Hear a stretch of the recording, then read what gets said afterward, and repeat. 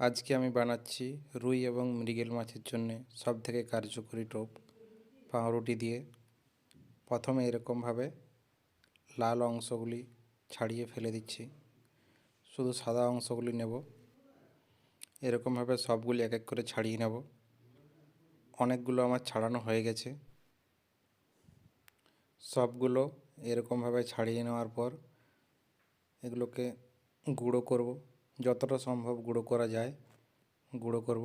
ঠিক এরকমভাবে আমি চেষ্টা করছি এখন যতটা গুঁড়ো করা সম্ভব হচ্ছে। পাউরুটিটা আজকেরই টাটকা পাউরুটি, সেই জন্য গুঁড়ো করতে একটু সমস্যা হচ্ছে, তাও যতটা সম্ভব করা যায় আমি চেষ্টা করছি গুঁড়ো করার। গুঁড়ো করা হয়ে গেছে। এরকম পাউরুটি আমার গুঁড়ো করা হয়ে গেছে। এখন এর সাথে দেব ঘি। আমি রেড কাউয়ের ঘিটাই বেশি পছন্দ করি, খুবই সামান্য পরিমাণে দেব।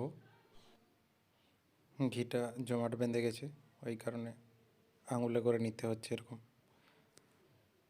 এই দেখুন কতটা পরিমাণ দিলাম, আর একটু দেব।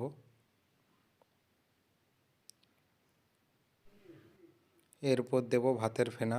ভাতের ফেনাটা জমাট বেঁধে গেছে, যতটা লাগবে ততটাই দেব। পুরোটাই ভাতের ফেনা এবং ঘি দিয়েই মাখবো, জল দেব না। এরপর এটাকে ভালোভাবে মিশিয়ে নেব এরকমভাবে। তাহলেই আমাদের রুই মাছের জন্যে টোপ রেডি। সকলেই চেষ্টা করে দেখতে পারেন এই টোপটা একবার, খুবই ভালো রেজাল্ট পাবেন।